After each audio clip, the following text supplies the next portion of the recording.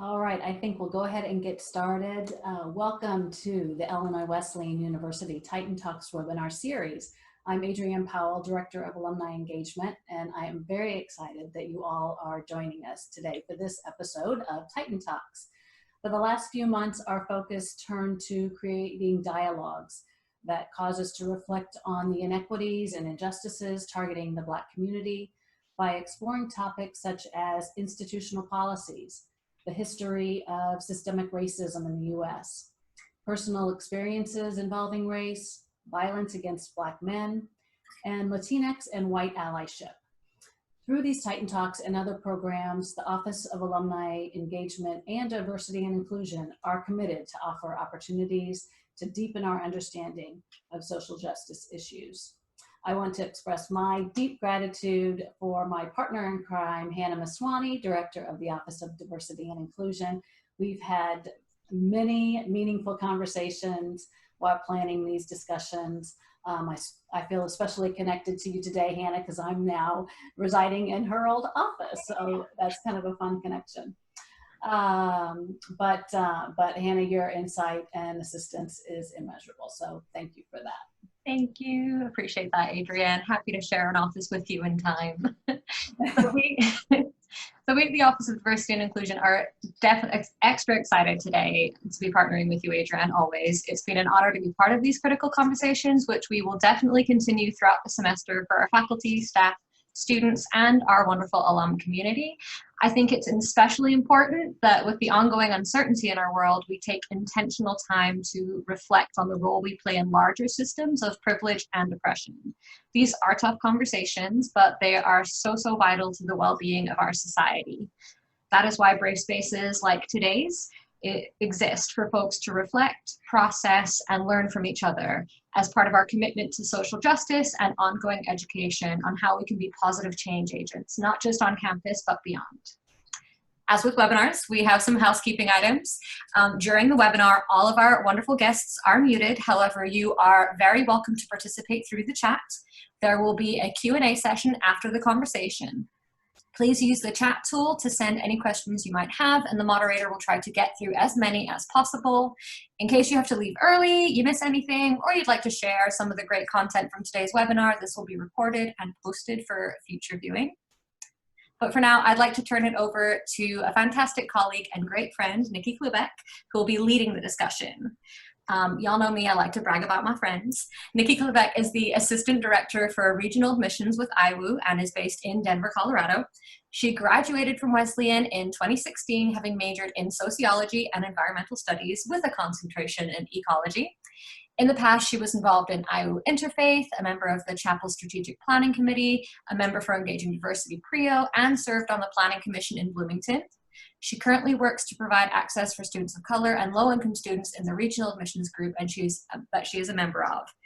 Lots that you do, so lots to say, Nikki. She's also part of a regional book club committed to understanding white privilege and truly lives the mission of social justice, which is why she is our phenomenal moderator for the day. Nikki. Wow, that is very kind of you. Thank you, Hannah.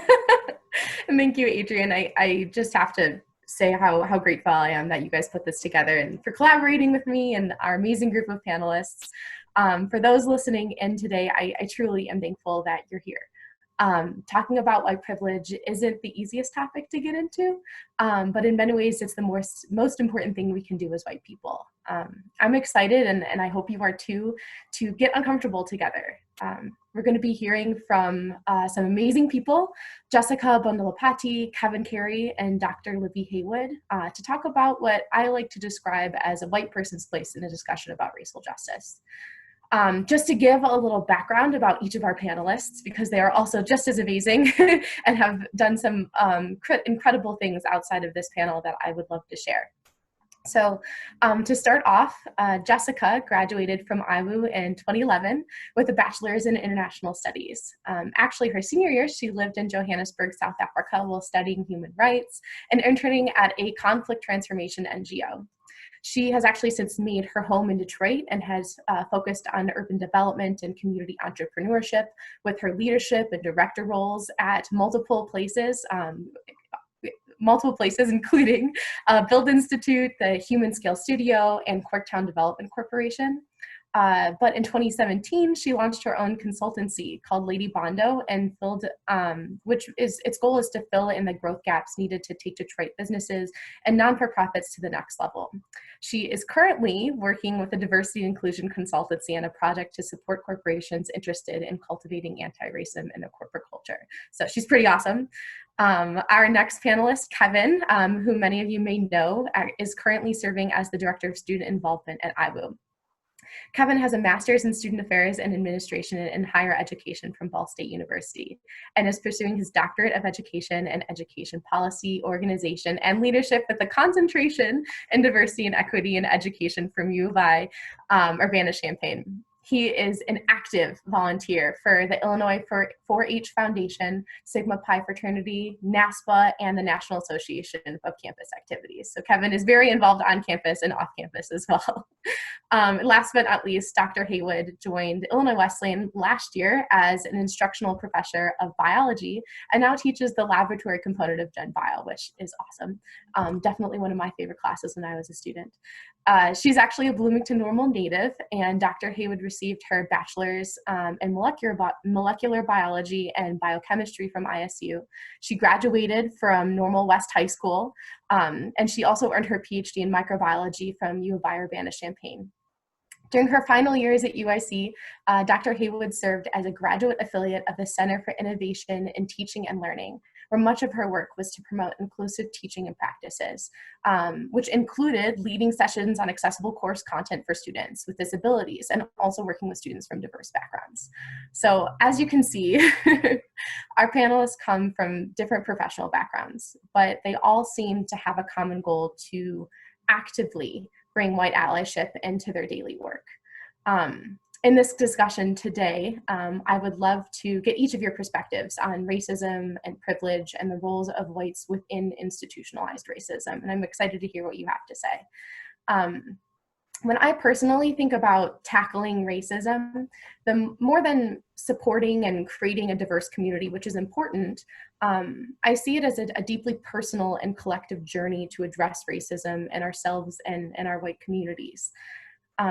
However, when talking about privilege and race and the current BLM movement, the overall feeling I receive in my white circles of varying ages and educational backgrounds and disciplines is usually discomfort, right? That squirming in your seat, embarrassing feeling. And for me, I wonder if those feelings of addressing race and racism in the white communities that we're a part of feels difficult because of our society's current and potential misguided understanding of how we define racism.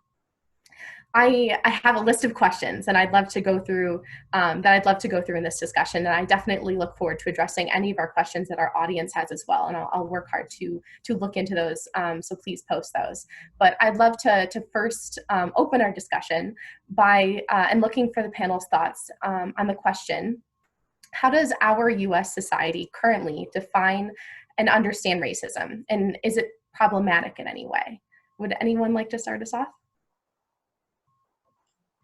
I can. So I think it's easy to kind of see the progression of our definition of racism over time in this country, and specifically white people's definition of racism. So, you know, you can kind of see the original thinking of what racism is as individual, right? I am a racist, someone is a racist, it comes from a place of hatred, Ku Klux Klan vibes. That's like what we thought racism was. A lot of generations thought racism was. Then we start to have this understanding of structural racism, which you mentioned, which is how racism is actually not individual, but is instead embedded in our systems and institutions in this country. And all institutions, you can think of that as housing, education, jobs, media, government, literally anything you can think of, there is racism embedded in that system. And that's where a lot of people are at right now. And that's where a lot of people kind of stop when it comes to their view or understanding of racism. But there's two problems with kind of stopping at structural racism that I see. One, I really feel that the idea of racism and structural racism puts the problem on the victim and says that as Black people in this country, racism is your issue you're struggling with. Racism is happening to you. It is your problem that you have to fight against. And it's your responsibility to kind of figure out the best way to do that, to fix that, to fight against it. So that's one issue with it. The other issue is that structural racism is not the problem. That's the consequence of what the problem is.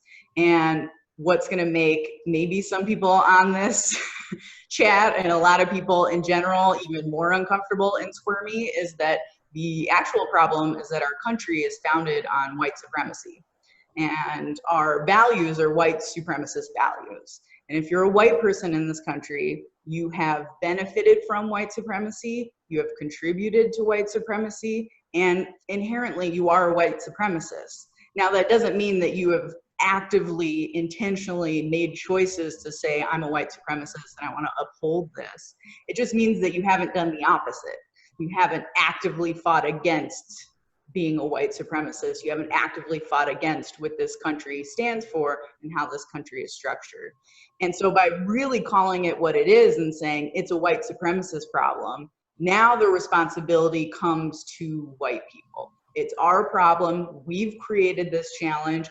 We've done this to Black people and other people of color in this country. So it is on us to change that. Black people are fighting literally to survive. They're not fighting to dismantle this, they're fighting to just survive day to day. It's on white people to fight this, to actually dismantle it, to actually change it, and to actually change the way that our country functions now. So that's kind of where I hope, you know, anytime these conversations are happening, I really hope that that's something that, you know, people are acknowledging, is that it doesn't just stop with kind of our understanding of racism as it was, but you really got to call it what it is, and it is white supremacy. Similarly to Jessica, I take this basic approach to thinking about where we are and how, as the United States has thought and acted upon racism. I assume racism is everywhere, every day, every minute happening to individuals, both at the individual and systematic level. And so just as economics influences everything we do, or gender, we should assume that racism is affecting individuals and groups every day, every minute. And when we situate ourselves in that feeling as white identified individuals, it does get us a little squirmy, it does get us a little uncomfortable, because how can we understand what that feels like as a white-bodied human? And so having that basic acknowledgement that the existence is there, and it's at the individual, the community level, the systemic level, sometimes to where it's so visible and sometimes to where it is so invisible, that weight and that feeling is so different for a white identified person than a Black identified person or other people of color.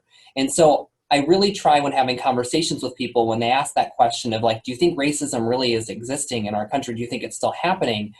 I start with the assumption and ownership and acknowledgement that Jessica talked about, that we have to be the ones to fight without also adopting white saviorism. And I think we'll talk a little bit more about that coming forth. Yes, I totally agree. A lot of you on the call are faculty, and maybe you attended Dr. Megan Burke's workshop that she put on our Martin Luther King Day teach-in. And she so eloquently described the difference between prejudice and racism, and how what a lot of people understand to be racism is actually just individual prejudices that people hold, as Jessica explained. And so when we start to understand racism as a structural and systematic issue, we start to realize that things like reverse racism can't exist, right? Because white people built this country, they built the structure and the system that we live in. And so there's no way that a white person then could experience racism from a structural standpoint, right? We are living, maybe, yes, we have a prejudiced encounter with someone on the street who we think they just didn't like us because we're a pleasant white person. Why wouldn't they like us? I don't know. But we get to walk away from that encounter and say, go back into the world where we have no problem walking into a movie theater, getting a job, walking down the street with a hoodie, right? So it's, I think that's one of the things that society doesn't understand, is that realization of what Jessica says, just fighting to survive and to live as a Black person in this country. And I think that we think too often about including Black people into our white supremacist systems as they are. Like if we just invite them here, they come, it'll be great. We just have to think about representation. But that is just including people in a white supremacist system without actually doing the work to dismantle and rebuild something that is truly founded on equity, which I think is what a lot of us are now starting to realize that we've got some work to do. Well said, Libby. Thank you. You know, that makes me think, especially with your part, well, I'm a pleasant person, I'm a good person, I'm not racist. And that question and that feeling comes up a lot. And that comes kind of from that conversation that we just had about how we define racism, how our society understands it. But something that kind of I thought of, and your answer also, Jessica, was why don't white people understand that or know? Why are we misinformed? What, you know, where do we miss the problem here? Does anyone kind of have an idea or what I'm getting at there? I'll just say they don't know enough Black people, and or they're not listening or paying attention to the news. It's really hard, I think, now to make the claim that you just don't know, that you're just blind to it. I think it has to be purposeful and willfully ignored at this point. But like maybe if we want to frame it nicely, that's the icing on the cake for our current horrible situation, is that we can't ignore it. But I really don't think that there is an excuse to say that we just don't see it. And I think this is a conversation with our K through 12 system and beyond, of course, in college as well. But those writing the textbooks of history courses have some learning to do to make sure that Black voices are uplifted in the conversation around what our youth are learning. And I think part of it comes from just an inability to learn in those developmental years through our educational system. And we go back to things being systematic racism. Even the language our youth is learning in the classroom around history is whitewashed. Everything I learned was whitewashed. And it was opinionated, and it was rooted on everything that is a white supremacist value. And so I think really an easy way to unpack that is how are we also doing that education outside of the classroom? Knowing educational classrooms aren't there yet, how can we be stewarding that conversation as well? And I think that's where some of that could start in that conversation in response to that, Nikki. Mm-hmm. I think a lot too, when people feel like they've discovered it finally, or that I am not going to turn my eyes away from the fact that racism exists in this country, and I'm going to try and understand the fact that I might be privileged, I'm white, and that I might benefit from the society a lot more than a person of color for many, many reasons. And we see people kind of try and take those first steps and sometimes make mistakes along the way, or maybe not do the right thing. And I'm curious to what do you guys see as an example of maybe well-intentioned, what we call white allyship, that maybe misses the mark, and what would be maybe a good example of that? Yeah, I mean, it's interesting when everyone asks, or when you email to see if, I would be on this panel, my initial gut reaction is, well, no, I don't want to be on the panel, because I do think it's really important that white people aren't trying to be leaders, even within their white communities. It's not about being a leader. It's not about taking the spotlight. It's definitely not about profiting off of this movement at all. So even just something as, do I have a place on this panel? Am I taking the place of someone else that should be here? But then understanding the purpose of this panel, why you wanted to have white voices on this panel, it made more sense. I felt more comfortable being on it. But it's those kinds of things, why am I doing this action? Why am I speaking up about this? What is the consequence of that maybe I'm not realizing? There's a lot of thinking that needs to go into decisions and actions daily that we're just not used to. We're not used to. We haven't needed to do that. We haven't wanted to do that because it benefits us to not think about these things. It benefits white people to just keep up the status quo and keep moving forward. So taking the time, spending the time, declining things that maybe normally you would be like ready to do because it just doesn't make sense within the movement for you to be doing that at this time.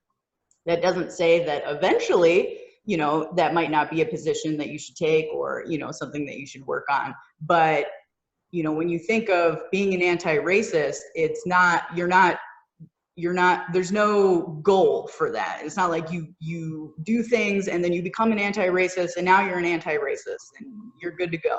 It's a lifetime commitment to daily action. So literally every decision, everything that you're doing, and that can be small things, but it can also be kind of bigger things, really thinking about your lifestyle, really thinking about where do you work, who employs you, what are the policies of your company, who do you hang out with, where does your money go? You know, all of those things go together. So if you start to kind of think of it as like, today, what can I do to be an anti-racist? Or today, what can I do to kind of help dismantle this white supremacist structure? You kind of break it down. It becomes clear what makes sense for you to do versus what doesn't make sense and maybe detracts from that. Yes, Yeah. Jessica. Oh, No, you go. I was just going to say thank you for, I guess, saying your response to being on the panel. I had a very similar thought and conversation, because I've even seen in the chat here some people pop up, why are there no people of color on this panel? Because that's a really common form of allyship, and we haven't even gotten to what we call allyship yet, so I'll hold off on those thoughts, is to just take up too much space. Well-intentioned, oh, I have this beautiful thought, I have to share it with the world because I'm this enlightened white person now and I want you to know what I know.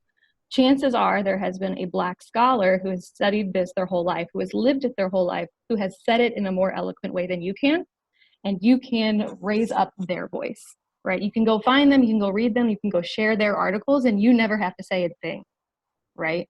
And so I thank you for that. I think that is definitely something that we need to admit by holding this panel, right? We are right now we're centering white voices in this conversation, and that's something that you shouldn't be doing, right? In this work, you should always be decentering whiteness and recentering Black voices. So I just wanted to thank you for bringing that up.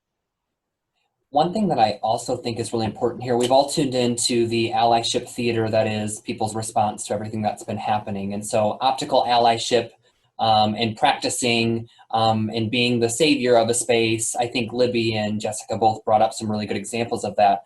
Another one that I find really powerful that in student affairs and higher education work that I know I've been guilty of, that I will take ownership in, is that we ask people of color to come into spaces to train people on what it means to be anti-racist. Before our organization has ever had a conversation about diversity, inclusion, equity, insert any other word here that helps us understand or identify anti-racist behaviors or racist behaviors or microaggressive behaviors. And so I think for those of you on this call that are parts of organizations that bring in groups, while totally well-intentioned to bring in people, think about the receiving end of that. For that person of color, for that Black identified person, how might they feel being brought into a space where you have not analyzed the culture of that group and how that could be harming and hurtful to those people? That was a really big lesson I learned just a few years ago in my own thinking when someone checked me and I was like, you're right, I had not thought about that. And so now thinking about how we do this work, let's dial in to call back out, and think about our internal response to things and reflect on things when we want to say them, maybe even before we say them, before we bring someone else in and potentially harm them. Well said, Kevin. You know, and what all of you said, I think of kind of my own maybe small personal analogy of how we as white people grow up not having to think about our race, right? So we're the fish swimming in water and not having to think about the water.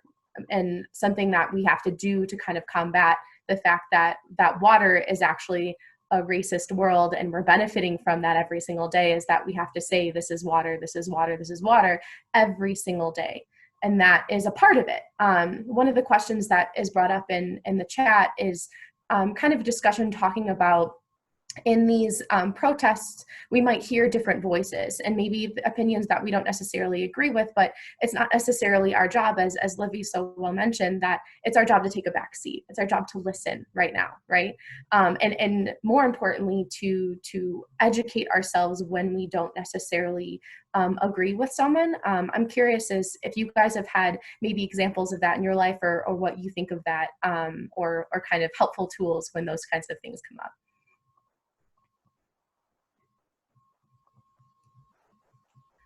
I think it's good. I mean, even not just with this specific issue of racism, but anytime you hear someone share their experience or, you know, a testimonial to why they believe something, and your initial response is, well, I don't agree with that, or I don't believe in that. I do think it's important, no matter what side you're on, to challenge yourself to try to understand why it is that your gut reaction is, ooh, I don't know, that makes me really uncomfortable. And I know, you know, with this movement, there are a lot of, you know, slogans and phrases to kind of help just quickly communicate what some of the big picture goals and ideas are. And I know there's, you know, on the white side, there are so many people that are just really uncomfortable with the words being used, defund, you know, abolish, things like that. And they're just really focused on the words. And I just really challenge people that if you hear something and it makes you uncomfortable and you're like, I don't believe that, to really look into what the phrase means or where it's coming from, hear the experiences of why people are choosing it. Because more than likely, when you start to hear these experiences, you start to understand why it is this phrase is what people are holding on to, you're gonna get a really different picture than what the phrase connotation is to you, because you're responding based on your experience, right? So you're uncomfortable with people saying defund the police because your experience with the police has been really positive and great, and they've come and helped you, and you know, you were involved with something and they helped you out with it. So that's why it's making you uncomfortable, possibly. So just really challenging yourself and really not even like understanding, because you never will truly understand what it's like to be a person of color in this country or to be a Black person in this country, but really trying to understand, you know, what has led people to get to this point where this is the phrase that they've said, this really encapsulates everything that we're really fighting for. So that's just one piece of advice. Just making sure no one else has something to say. I don't want to interrupt. Great. Okay. I'm glad you said that. You know, it kind of, there's another question that was posed in the chat, basically questioning why a bunch of white people are here to talk about privilege and race, when often it's really important to hear what, you know, having Black voices at the table is really important to help make decisions, to help in these conversations. And I think that kind of gets back to, I think what Kevin mentioned earlier of that white saviorism mentality, of whether or not we should be here kind of talking up ourselves and finding ways to better address racism as a bunch of white people, or is it really important and most important to have people of color in that conversation? Should they be the ones always driving it, or should something like this be happening, and why? I think about how important it is to simply think about when you show up in spaces as a white identified individual. I oftentimes think about how I, as a white male, show up in spaces, how I take up space just as a white male, and how it's important just to sometimes show up and listen. I find in the work of college life, showing up to spaces and listening in affinity groups or community-based groups that are focused on identities, whether that be faith and spiritual groups, racial identified groups, LGBTQ-focused organizations and groups, and sitting and listen really do allow, when sitting in a conversation with others who don't have those identities, to share, hey, I was sitting and listening in and I heard some concerns. Is this a time for us to spend some time talking in a mediated dialogue with a group of students or a group of colleagues or a group of friends about what this may mean? Can we set some time up in this space? And so it's almost an invitation to communicate and dialogue with one another. And it takes the sometimes uncomfortableness to show up in a space where you know you don't have an identity that connects in that space, to then figure out ways to uplift that voice in a conversation later on, and how to do that in a way that is not like, I'm coming to this meeting to go to another meeting to save you, is something difficult to manage and navigate. And asking, what would you like me to share with others about your experience to make sure that I am able to better articulate the needs, the successes, the celebrations, and not always just the negative feelings, but also some of the things that we're proud to celebrate, to uplift, because that word in of itself is positive. And so what are some things that we can do, both improvement focused, but also positive when we put ourselves in those spaces as white identified individuals, and then how we show up in those other spaces to uplift voices. Thanks, Kevin. I'll also just add that we can't always be asking Black people to troubleshoot our own feelings and thoughts. While yes, you're absolutely right, you can't just talk to other white people about white supremacy and think, haha, these white people can figure out this problem that Black people know firsthand for centuries, right? That's not a thing. But we can't be constantly asking Black people to come in and help us think through our feelings and our thoughts that a lot of us are just now trying to unwind, right? That I think is an appropriate avenue for you and your white friends to get together and talk about, right? To say, I really haven't ever, thought about it this way. What do you guys think? And to think out loud with yourself, with your, your spouse, with your kids, with your partner, with everyone, right, around you about those things without having to burden Black people to be that person in your ear saying, yes, you're doing the right things, it's okay, right? We often feel, and that's a human thing, right? I don't mean to belittle anyone. I've had these feelings too, right? My family, we've all gone through it. I just trying to put a voice to those feelings.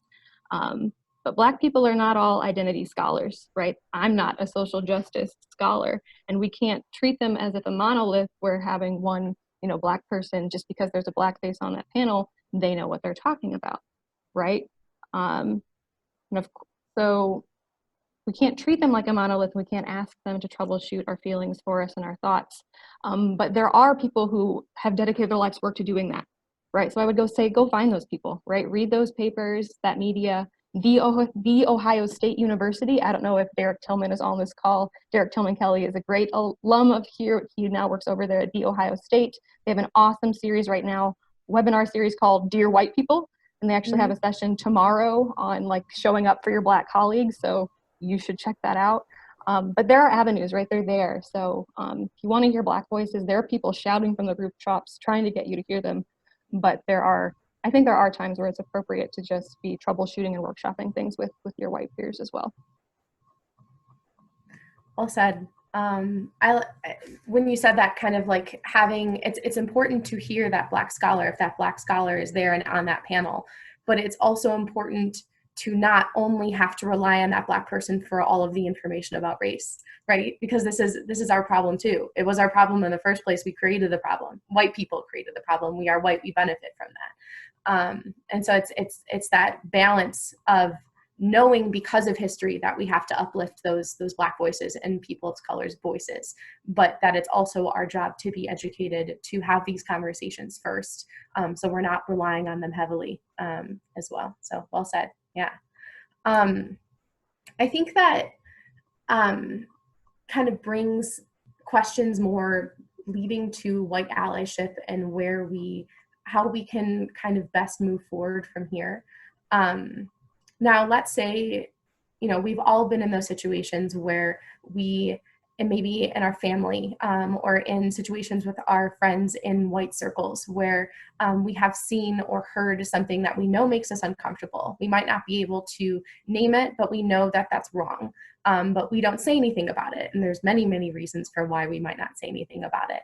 But I'm curious if you guys have examples of that in your personal lives, and how would you feel that you might intervene in a situation where you hear acts of small racist comments that we think are small but are important, and kind of how would you address that? What does that mean to you and your white spaces to make those a better place and kind of continue this conversation when that happens to you?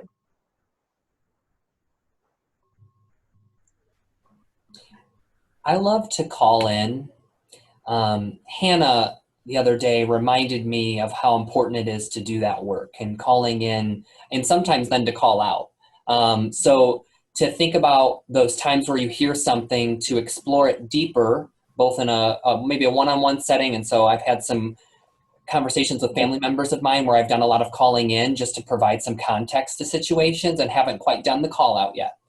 Just to give some moments of reflection. And so making that meaning together, making that meaning deeper together, and giving some ability to help imagine different perspectives and possibilities through the calling in process. So instead of immediately responding to someone, and calling them out, unless you have that established relationship to do that, a good tenet is to maybe consider calling in and thinking about times where you've maybe been in the wrong, or where you've said something where you realized I shouldn't have said that, or you showed up in a space and took up too much space. I think that's a helpful tenet to think through. Just so I heard one of the panelists asked what call-in means. So really what it means is thinking inwardly. When you feel uncomfortable in a situation, when you know kind of acts of privilege are kind of coming through, or maybe what you would consider racist comments are happening, thinking about why that's making you uncomfortable and more internally. Is that what you mean, Kevin? Okay, thank you. Anyone else have ideas and thoughts on that? I'll just say that I tend to err on the side of asking questions. And I'm a scientist, so if I hear someone, say something like, well, what do you mean by that? Or can you explain what it is you're trying to convey? Or even I teach in the biology department, so if I'm part of a session last week, we were looking at a model and I was like, I noticed this model has white skin. Is that the default? Right, so asking people, and then they kind of have to come to a realization, right? It doesn't have to be like from a point of malice, but interesting questions can arise, or interesting realizations and discussions can arise, and I think you really need to lean in to those conversations, right? So when I asked about that model and the white skin on the model, the designer then was talking about, yes, this is the default, and we realize that, we've had a lot of talk about it, but what ends up happening is that the race of a person, their skin color, we can't just paint it black, because there's actually a lot of other anatomical differences between people of different races, right? So if we were to just paint this model black, it would be an inaccurate representation of that person. So we are actually rebuilding whole new models.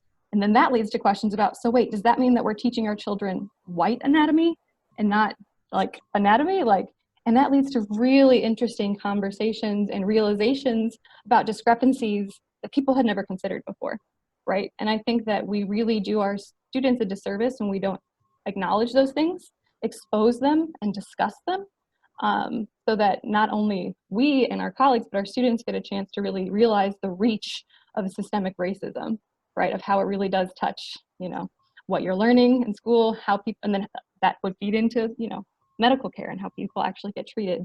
You can actually identify a rash in a Black person, for example. So I think by asking questions, you lead to deeper understanding and realization of why it is we're, doing that call in or that call out, to really get to the root of the nature of the systemic problem that your prejudice is rooted in.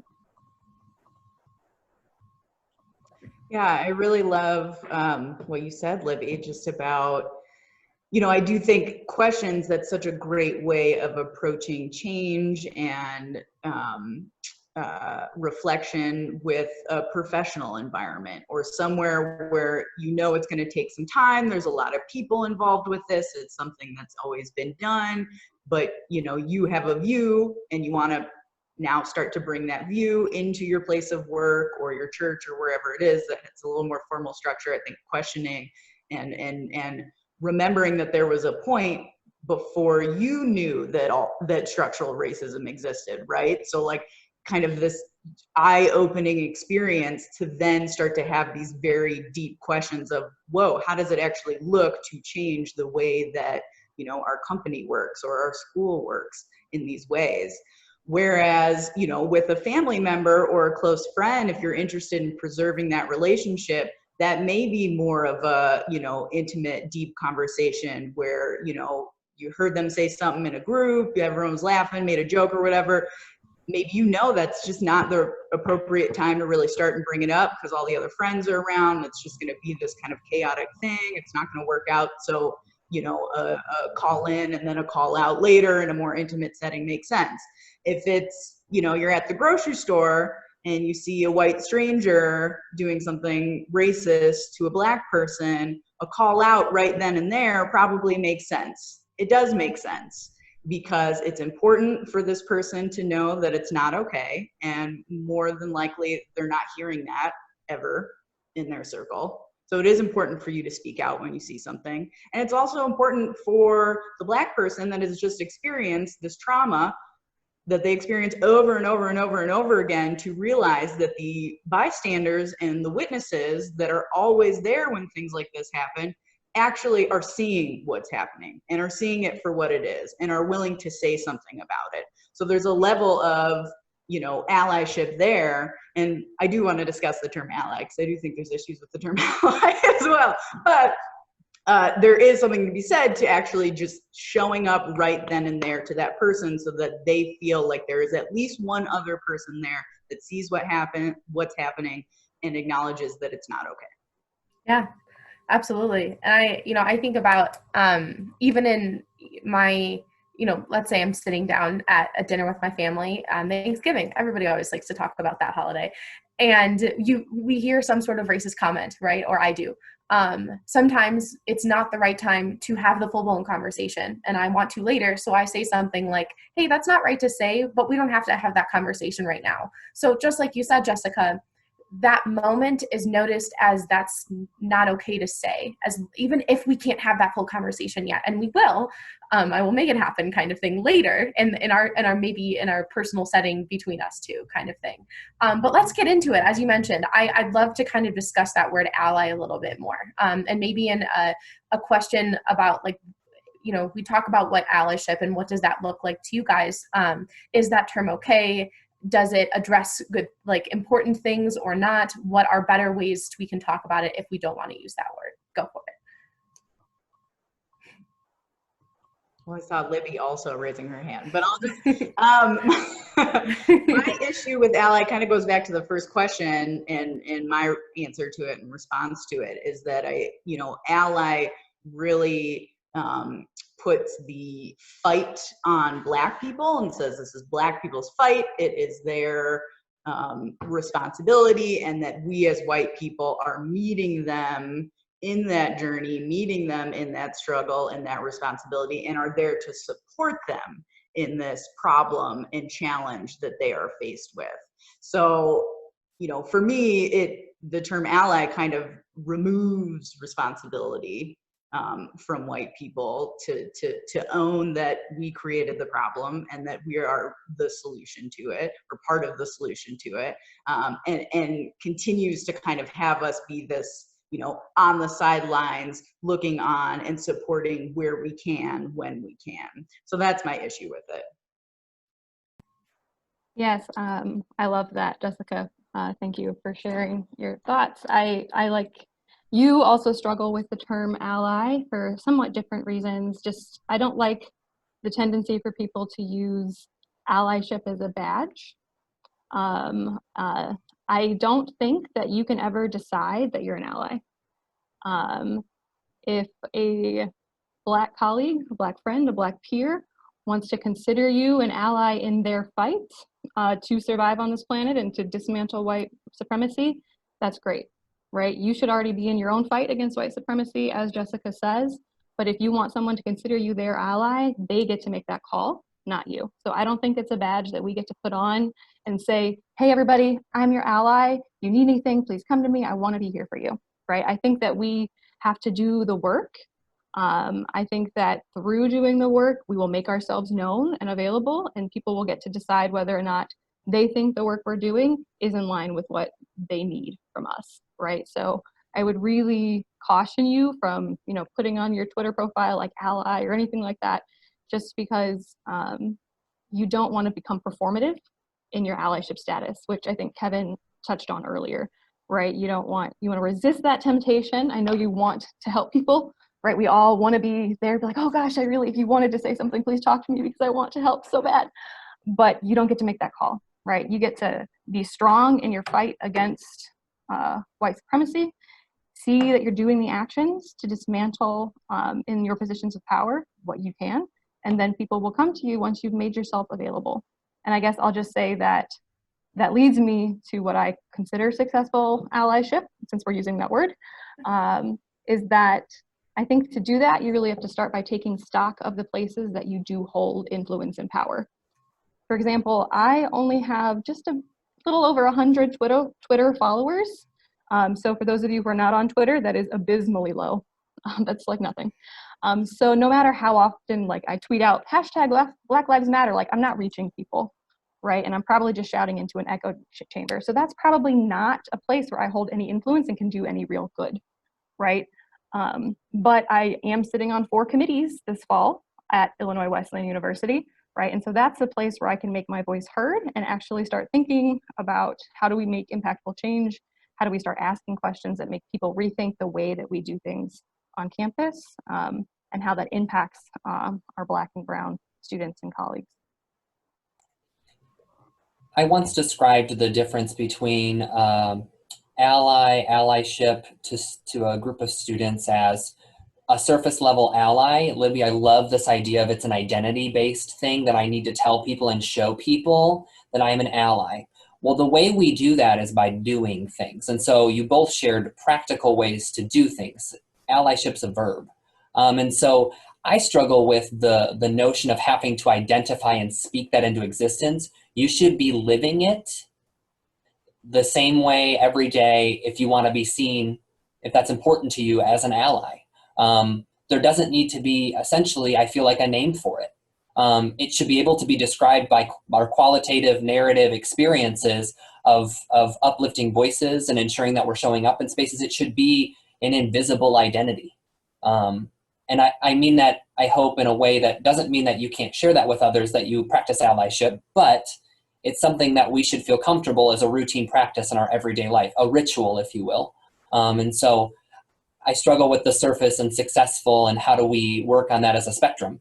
Knowing there's a lot of things we do as surface level people that are maybe impactful, but the successful allyship we talk about is certainly the showing up and listening. And I think monitoring your own participation. Self-preservation is a real thing. As a white identified person, we get to self-preserve. And we need to own and acknowledge that, to where BIPOC humans don't have that opportunity to self-preserve. But what does it mean for a white identified person to choose to do that and make sure that they give themselves the peace and reflection to be able to go back and be sustained in their commitment to practicing successful allyship? Self-preserve, meaning stepping away and reflecting before showing up somewhere else and maybe taking up space, saying the wrong thing, doing more harm and damage. And so taking stock of where you are before you enter a space or a conversation or share. Someone asked to define that, so I want to make sure I did that. Yeah, I also, well, thank you for noticing that. And I also think of it as a way that we get to, as white people, let's say I make a racist comment or I say the wrong thing, that I get to say, oh, I didn't mean it that way, I'm not a racist, right? Or white people get to do that. And that's kind of like a self-preserving mechanism that a lot of white people do, what that really, that thing that I just said actually hurts people of color, hurts BIPOC people, hurts Black people. And I get to preserve my identity by saying, oh, I'm a good person. When really, of course, most of us are good people. That's why we're here. Most of us generally really, really care about other people. We just grew up as white and did not have to think about how our race allowed us to walk through life with privilege. Because we're white, we didn't have to think about race. We didn't have to think about how other people of color walk through life differently because we're white. So thank you for sharing that. Some kind of terms that came up in my head when you guys were sharing your thoughts, especially, you know, with the term allyship, that it's, for me, it's just about being a successful white person to walk through life. It's not being a successful ally and giving myself that term to tack on to whatever platform I have. But that is just me walking through life, becoming a better person, becoming a white person who is aware of myself as white, and that's it. And I also kind of see it as a lifestyle in that way, just like, you know, a part of my identity might be an environmentalist. I walk through life trying to be good about that every day, and all of the actions and all of my thoughts. So in that same way, it's not just saying I'm a white ally, it's also in every way that I can educate myself, in every book that I can read, and every term that I say, it's reimagining the way that I talk. It's returning those cogs in a different way. I'm curious to kind of turn the conversation a little bit more into a what now kind of thing, if that's okay. You know, I love conversations like this. They're so helpful, and I think they help people kind of, once again, turn their cogs in a new way. But kind of a what do we do from here attitude or thought. If anybody has kind of like a, you don't have to have a list, but ideas on what's next for white people in the kind of, when we leave from here knowing that we're a part of a racist society and that we're part of the problem. Go ahead. Oh, let me. Well, I'll go. So I'll go first. So kind of three things I wanted to touch on. One, I'm really glad, Nikki, that you kind of used the example of a white person getting really defensive if they're called racist or say something racist, and just kind of your initial gut reaction is to, you know, get defensive because this is, you know, something that's seen as a flaw in your character, or you messed up and you're really nervous about messing up. Perfectionism is toxic and is rooted in white supremacy, capitalism, and ableism. So releasing the idea of being perfect and striving to be that is so freeing, mental health-wise, but also is absolutely critical and necessary for any type of learning in this journey, any type of learning. So being able to, you know, consciously say, I am racist because I know that I do racist things and I'm working on it, but I'm okay, and I welcome people to call me out so that I can learn and I can understand why. And it's not, you know, a call out on me personally. I'm not going to take it personal. It is personal because it's me, but I'm not going to have my initial gut reaction of, I messed up and that makes me feel horrible about myself. So that's the first thing. Release that. There's no like goal you're achieving to. It's a constant learning path. This is a lifetime commitment. If you're truly about this, it's lifetime commitment. It's daily, it's lifetime. And the second thing, I just had like a couple questions that I wanted to, you know, share with people to say, you know, start to think about these questions. You know, how are you spending your money? What businesses are you supporting? What companies are you supporting? Where is your money going? Is it going into Black communities? Is it going to Black people? That absolutely needs to happen. Absolutely needs to happen. Economic justice is huge in this movement. So where are you spending your money? How are you speaking up at work? The great questions that Libby was talking about. How are you speaking up at work? Are conversations like this happening at work? Are there just conversations with no action? How are you going to hold, you know, wherever you work, you represent that company, right? You represent that company, you represent that school. So how are you going to use your power and influence there to make changes within that space? What personal relationships are you willing to challenge and say, I'm going to challenge this person in this relationship to move in the direction I know is right, but are you willing to give up on this relationship if this person is just not there? That's a huge question people need to ask themselves. What values are you willing to challenge? Are you learning? Who are you learning from? All of these questions are initial questions to get you started on the journey or to kind of move you forward on the journey. And then I just wanted to kind of share, because I know we're running out of time, but one resource I wanted to share, because we had this question on here. There is a daily email newsletter that goes out called Anti-Racism Daily. It's written by a Black social justice advocate in New York. And literally every day, you can subscribe to her Patreon. I think it's like $5, $10, $20. Every day you get an email that has an insane amount of resources, history, knowledge about some form of racism in our society that needs to be looked at, and includes actions for you to do something about it. So I highly recommend that. If there's one resource for you to just like jump on, I would do Anti-Racism Daily. Thanks, Jessica. I will be subscribing because I am not yet, so I appreciate that. And I think that's definitely something to acknowledge, right, is that we are all continually learning and finding new, better resources. And even those people that you know that maybe are more outspoken, you can challenge them too, right? You can challenge me. Through conversation is how we all grow and get better. And if this is the only first platform I've had to speak about things, that means I'll fumble through it, right? But the more we talk about it, the less we'll fumble and the more we'll understand and get through together. So I appreciate that. I'll say for specific actions, I watched an amazing talk by Subini Anama of Stanford and Dr. Shayla Haynes Davison of Texas A&M, both scholars and social justice advocates. And here they put it really nice that they were like, engage, listen, and then leverage, right? And so I kind of like those three things, right? So engage, meaning critical self-reflection, right? And one big thing I took away from their talk was that it has to be rooted in humility, right? Our ability to step back and really reflect on who we are, what we've been doing, and to be humble in that. And I found that to be engaged, I really have to embed things into my existing practices, right? So I would really challenge you to find time in your schedule where you can go ahead and embed when do I sit down and read, right? Every Sunday morning from 9 to 10, maybe once a week I'll pick a Black scholar to start reading. Me, I take care of the aquaria here on campus. It takes me a few hours. So I listen to podcasts like Seen on Radio. Their Seeing White series is really helpful if you've never thought about what this country was built on, what is whiteness, and their new season on democracy is also great.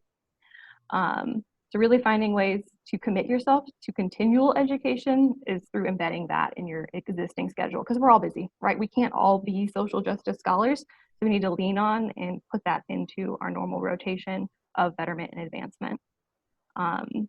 Yeah, and I'll just say leveraging your privilege is the big step, right? Once you've gone through that education, and I think even before, you're not going to be comfortable, right? You're still learning, we're all still learning, but I think you have to be committed to leveraging your privilege, as Jessica pointed out, right? Ways that you can continue advocating for better representation and hiring practices at your institution, right? Just keeping your eyes open for interactions that you see happening in your classroom and leaning into those things and really dissecting them with your students, allowing them space to talk.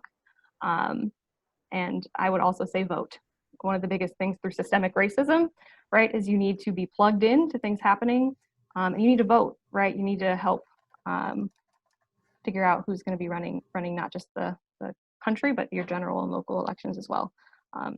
So that's what I'll say, because we're running out of time. I will be really brief because Libby, the engage, listen, and leverage kind of, I have 3 ways that might fit right into those categories. So this is kind of neat how that all comes together, theory to practice.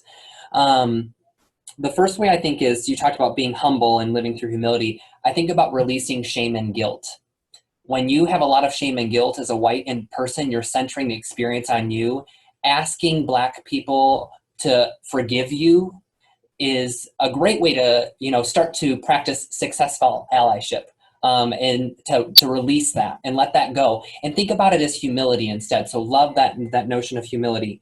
I think about providing visibility to privilege to interrupt racism. So where can I talk about privilege that I have to interrupt racist structures, to where someone might go, oh, I have that privilege. I didn't think I had that privilege. I might need to backpedal a little bit and think about how that I could utilize that privilege to interrupt racist structures or comments. And then I think for all of us in our professional work and whatever you may choose to do that fulfills your passions, review your policies, practices, and guiding documents, governing documents.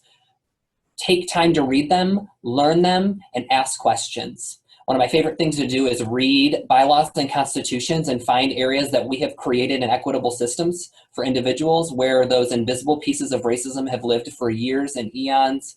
And I think that's a great thing that we can do with our spare time. Schedule an hour, read something that is on a website, a governing document, and then ask some questions. Call in to call out. I love that terminology. Thank you, Kevin. I want to keep this conversation going, and I do want to respect our time for the rest of our group here today listening. I do want to say that I think we all on this panel are not experts. We all make mistakes every day. I do. I sit in uncomfortable moments where I know I said something wrong. I know that I acted on my privilege in a way that I didn't want to. But I am choosing to not be willing to say that I'm good and it's fine and I'm not racist, because I know that I grew up in a society where I couldn't have gone away from it. And so I just want to say thank you, guys, for being there with me and for being uncomfortable and saying, like, yes, we're here to be better and we can and we will.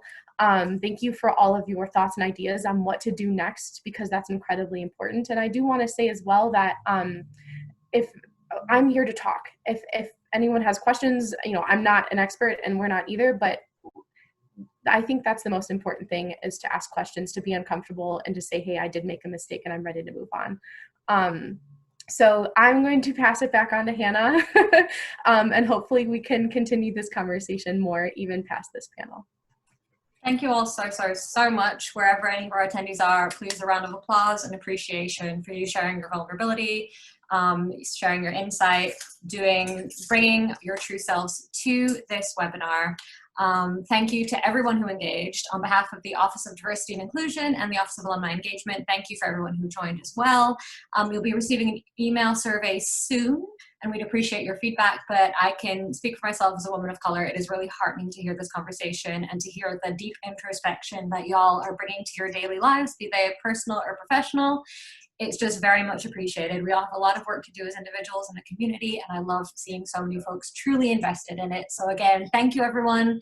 Please stay safe, stay healthy, and stay vigilant.